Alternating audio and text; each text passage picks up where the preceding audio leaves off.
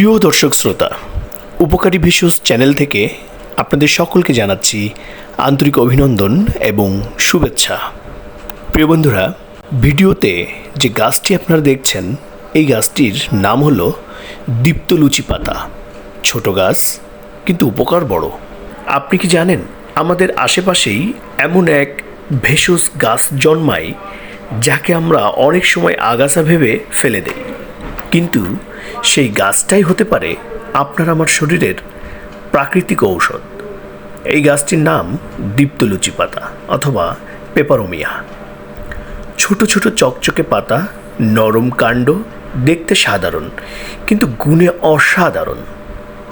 গাঁটের ব্যথা, শরীরে uric acid বেশি, প্রস্রাবে জ্বালাপোড়া বা কিডনির সমস্যা, এই একটি গাছই দিতে পারে প্রাকৃতিক সমাধান।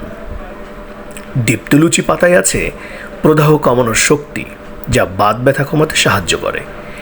এটি শরীর থেকে অতিরিক্ত ইউরিক অ্যাসিড কমায়, যা গাউট রোগীদের জন্য আশীর্বাদ। শুধু তাই না, কিডনিকে পরিষ্কার রাখতে সাহায্য করে, প্রস্রাব স্বাভাবিক করে, এমনকি শরীরের ভেতরের ক্ষতিকর জীবাণুর বিরুদ্ধেও কাজ করে।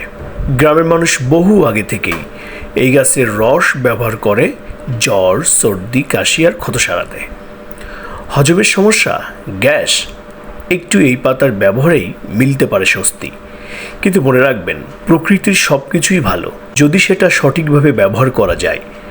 অতিরিক্ত নয়, নিয়ম মেনে খাওয়া। আর বড় কোনো রোগ হলে অবশ্যই ডাক্তারের পরামর্শ নিতে হবে, কারণ প্রকৃতি আমাদের অনেক কিছু দেয়, কিন্তু সচেতন ব্যবহারই এনে দেয় প্রকৃত উপকার। তাই আজ থেকে আগাছা ভেবে ফেলে দিও না, চিনে নাও প্রকৃতির এই ছোট্ট উপহারকে। এটি অবশ্য ব্যবহার করার কিছু নিয়ম রয়েছে। 5 থেকে 10টি তাজা পাতা বেটে রস করে খাওয়া যায়, অথবা সালাদের মতো কাঁচা খাওয়া যায়। দিনে 1 থেকে 2 বারই যথেষ্ট। তবে সতর্কতা হলো, অতিরিক্ত খেলে পেট খারাপ হতে পারে। গর্ভবতী নারী বা দীর্ঘমেয়াদী রোগীরা ডাক্তার ছাড়া নিয়মিত খাবেন না। প্রথমবার খাওয়ার আগে অল্প পরিমাণে পরীক্ষা করে নিন। গুরুত্বপূর্ণ কথা হলো, এই গাছের অনেক উপকারিতা লোকজ চিকিৎসায় প্রচলিত, তবে সবগুলোর বৈজ্ঞানিক প্রমাণ সমান শক্তিশালী নয়। তাই গুরুতর রোগের ক্ষেত্রে এটাকে প্রধান চিকিৎসা হিসেবে না নিয়ে সহায়ক হিসেবে ব্যবহার করাই ভালো।